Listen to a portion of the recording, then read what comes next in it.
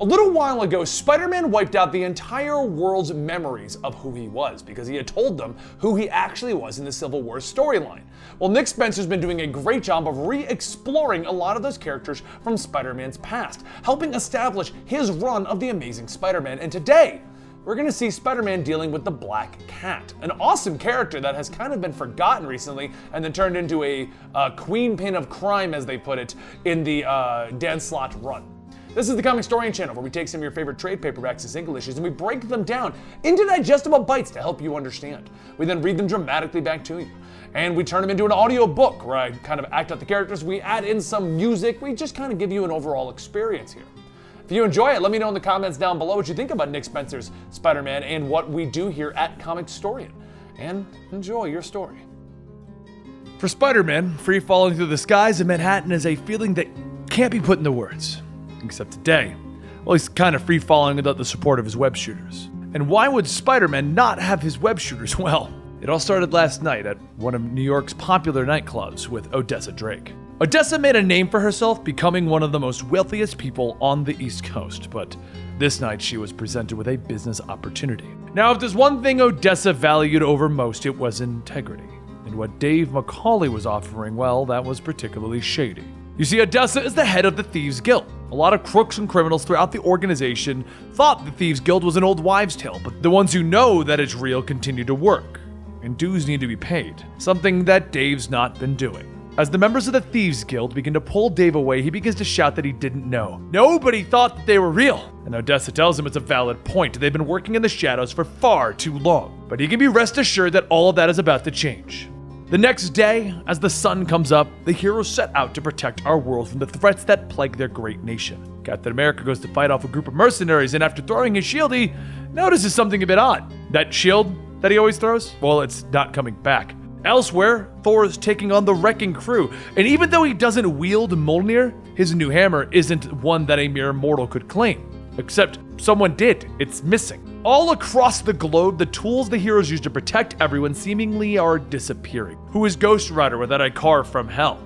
He swears he parked it there. Who is Doctor Strange without the Eye of Agamotto? He thinks maybe it's on his other cloak. Who is the Punisher without his guns? He is gonna get revenge on whoever took those. And now in our current time, well, who is Spider-Man without web shooters? But while Spider-Man is falling closer and closer to the ground, he begins to wonder how his back is going to feel when he hits the sidewalk. And he feels a tug at his arm. Who's that tug coming from? Well, the only person who swings around through the buildings of New York. Black Cat. Spider-Man laughs, telling her, I'm glad to see you, but how did you know where I was? I didn't butt dial you, did I? As she lets go, she swipes her claws at his face, telling him, save it. We got some unfinished business. As Spider-Man lands, he tells her, looks like the cat really changed her stripes, huh? Black Cat tells him, I'm pretty sure it's a zebra that can't change its stripes. Spider-Man then tells her, I also heard that a leopard can't change its spots, but you know what? That doesn't matter. The point is, you joined the dark side again, and I'm not going down without a fight. And no amount of history between us is going to make me hold back this time. Black Cat asks, really? Did you not notice how I saved your life? This isn't about us. Why would I just up and hit you like that? Spider-Man pauses for a second, but after coming up with nothing, he says, you know, you're right, I got no idea. She asks, seriously? You have no memory of showing up at my place the other day like a creep, stating, hey, baby, I'm all spider now. Spider-Man then realizes that this kind of actually makes sense. It wasn't long ago that his personality was split in half, and we have that video up on the channel. His other cooler self, which was basically just Spider-Man, was up to some hijinks, and it would seem that he paid a visit to his old ex. Spider-Man tells her, look, I can explain. There was an isotopic genome accelerator that split me into two separate entities, each lacking critical attributes of the... Black Cat interrupts him. Just stop talking before I hit you again. Now that that's out of my system, it's time for us to move on to business. Spider-Man asks, is this about my web shooters missing? Because some other people have had their things taken too, I think. She cracks her whip, telling him, getting those things back won't be easy, so hop on. There's something I gotta show you. The two arrive in an old fountain where Black Cat tells Spider-Man that for the first time she came here, it was as a child with her father. Not many people know about it, but this is where people offer tribute to the Thieves Guild. There are chapters all over the world, each of them with their own set of rules, and one must pay 10% of their earnings. It created a sense of union and order, but that was a long time ago.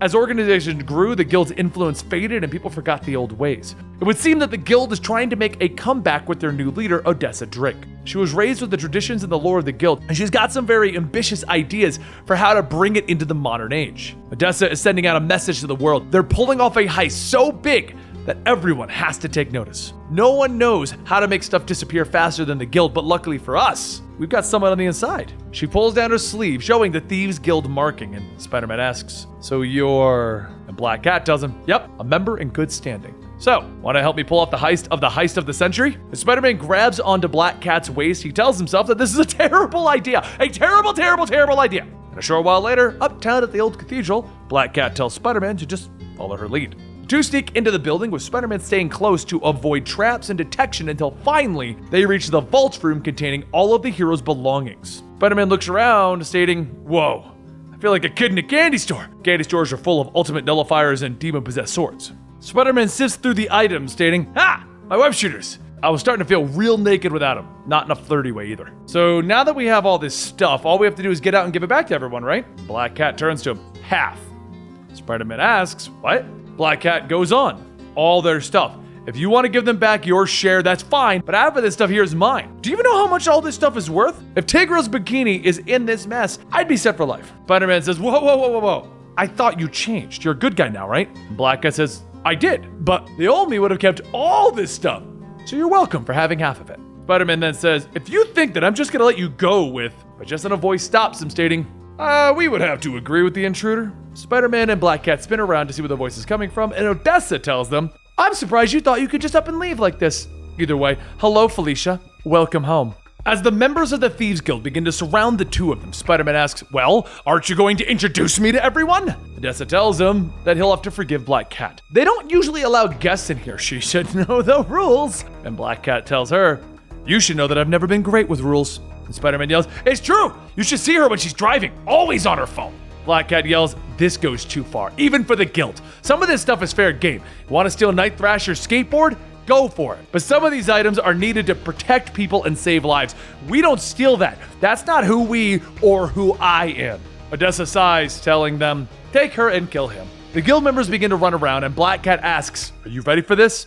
And Spider-Man says, "That's easy for you to say, take lady." He begins punching and kicking his way through the crowd while Black Cat uses her claws to tear through everyone. As the two begin to fight, Odessa tells Black Cat that she still belongs to the Thieves Guild. All she has to do is give up her friend here. She says to trust her when she says that she tries, but for whatever the reason, he just keeps crawling back.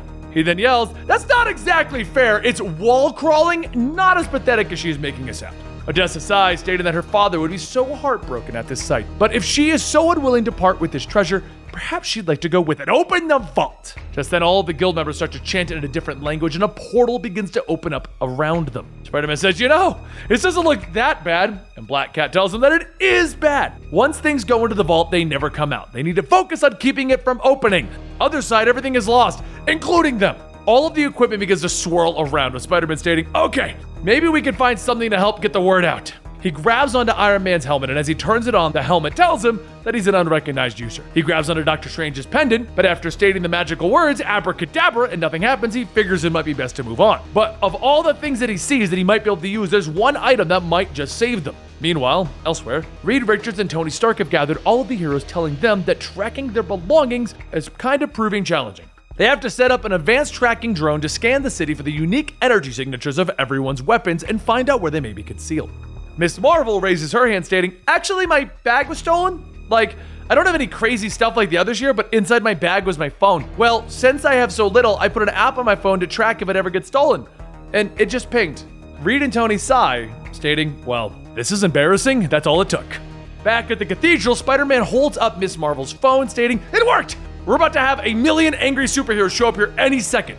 Odessa tells him that she can't believe that he would think a bluff like that would work. And one of the guild members whispers into her ear, and she states, "This is mortifying. Thieves Guild vanish." As the fire swirls around the guild, Spider-Man stands up in the smoke, shouting, "Yeah, you better run or disappear into mist. I don't care which. And wow, you guys are really overhyped." Black Cat gets up, telling him, "Actually, that's what they wanted. Now people all across the globe will know that the guild is around and still active. There isn't a thief that won't pay tribute now." Just then, with a loud boom, all of the heroes show up, and as Black Cat is knocked down on top of Spider-Man, he says, "This isn't exactly what it looks like, guys." Later that night, Spider-Man sits with Black Cat on a building. That was fun, right? Spider-Man and Black Cat together again, except for the, dating part. She looks off and tells him that there's something else, something that's been clawing at the back of her mind. She couldn't really put her finger on it for the longest time, but she finally figured it out. She can't remember who Spider-Man is under the mask. Spider-Man tells him, oh yeah, about that, I kind of told a few billion too many people my identity. It turned out pretty bad. So with some help, we figured out a way to make everyone forget who I was. Black Cat is shocked. She turns. Everybody? I'm not everybody. We were together. I can't remember what your face looks like or what your name is. Do you have any idea how that feels? It's not like I'm hung up on you or anything, but we shared something. It's like now a part of my life is missing and I deserve to remember. I deserve better than that. Black Cat turns away. Lost, confused, hurt. Spider-Man tells her, hey. She looks back to see Spider-Man without his mask. And he tells her, my name's Pete, but you can keep calling me Spider.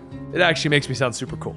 Elsewhere, as Spider-Man and Black Cat are reconciling, a man from afar asks, her? Her? The hooded man from before begins to punch the wall, yelling, she doesn't deserve this. He keeps dragging more and more people into hell. But someday, Pete, it'll just be you and me. And there you have it. It's probably one of the saddest moments currently in Nick Spencer's run. Black Cat just spilling the beans to Spider-Man that she just wants to know who he is. And I kind of get it. Could you imagine being that intimate with somebody and then just not knowing what they even look like anymore? Never mind their name. So it all makes total sense to me, and it was kind of a touching moment to me. It's interesting with Nick Spencer's run because so far, Black Cat he made me care more about, and Boomerang of all people he made me care more about. After the initial 6-issue run, Nick Spencer's comics have been just incredible with Spider-Man, and I've come to looking forward to it every week. But what do you guys think about his run in the comments down below? Let me know what you think about the way he's handling it, and what do you think about Ryan Ottley's art? Because he's the artist from Invincible. When Invincible ended, he came over here to do Spider-Man. It's kind of a cool thing. Either way, guys, don't forget to give this video a like if you want more Spider-Man here on the channel, and subscribe to our channel if you just want to get more comic book knowledge bombs in your brain. Boom! Spider-Man!